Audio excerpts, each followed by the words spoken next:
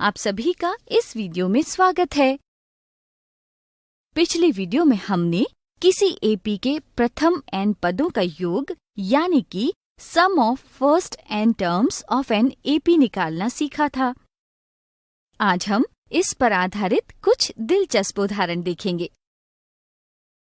एक cinema hall की पहली, दूसरी व तीसरी पंक्तियों में क्रमशः 16, 20 व 24 कुर्सियां हैं। यदि कुर्सियों की संख्या इस क्रम में बढ़ती रहे तो 16 पंक्तियों वाले इस सिनेमा हॉल में कुल कितनी कुर्सियां होंगी? क्या आप बता सकते हैं प्रश्न को हल करने के लिए सबसे पहले हमें क्या करना होगा? बिल्कुल सही। सबसे पहले हमें प्रश्न में दिए गए आंकड़ों के आधार पर एक सूची यानी कि लिस्ट बनानी होगी।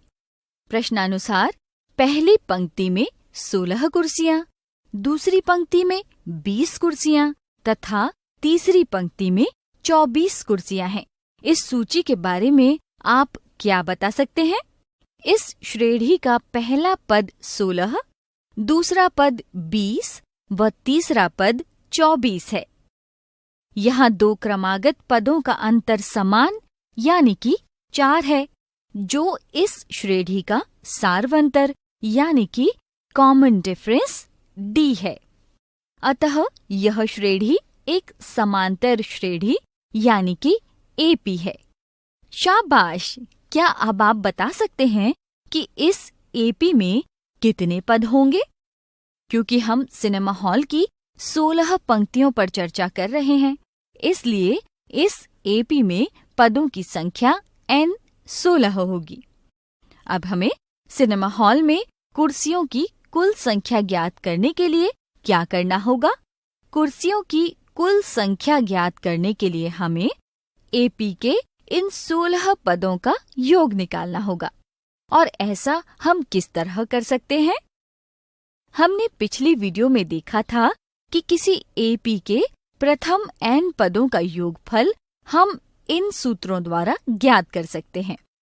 क्या आप बता सकते हैं कि हमें यहाँ कौन से सूत्र का प्रयोग करना चाहिए? क्योंकि हमें यहाँ पदों की संख्या तथा सार्व अंतर पता है, इसलिए हम यहाँ इस सूत्र का प्रयोग करेंगे। यदि हमें AP का nवां पद ज्ञात है तो हम इस दूसरे सूत्र का प्रयोग करते हैं। आगे बढ़ते हुए यदि हम इस सूत्र में A, N व D के मान प्रतिस्थापित कर हल करें तो हमें 736 मिलता है। अतः सिनेमा हॉल में कुल 736 कुर्सियां होंगी। आइए एक और उदाहरण देखते हैं। एक AP जिसका प्रथम पद 21 व अंतिम पद 994 है का कुल योगफल 71,050 है। AP में कुल पदों की संख्या ज्ञात कीजिए। प्रश्नानुसार AP का प्रथम पद A, अंतिम पद AN तथा AP के सभी पदों का योगफल S ज्ञात है, जिसकी सहायता से हमें AP के कुल पदों की संख्या N ज्ञात करनी है।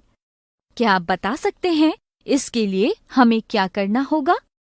जी हाँ, यहाँ हमें AP के प्रथम N पदों के योगफल के सूत्र का प्रयोग करना होगा। इस सूत्र में A, AN तथा S का मान प्रतिस्थापित कर हल करने पर हमें N बराबर 140 मिलता है। अतः AP में कुल 140 पद होंगे। आज इस वीडियो में हमने AP के प्रथम N पदों के योग पर आधारित कुछ दिलचस्प उदाहरण देखे। अगली वीडियो में हम देखेंगे कि इस प्रकार के प्रश्नों को हल करते हुए साधारणतः क्या गलतियां हो सकती हैं।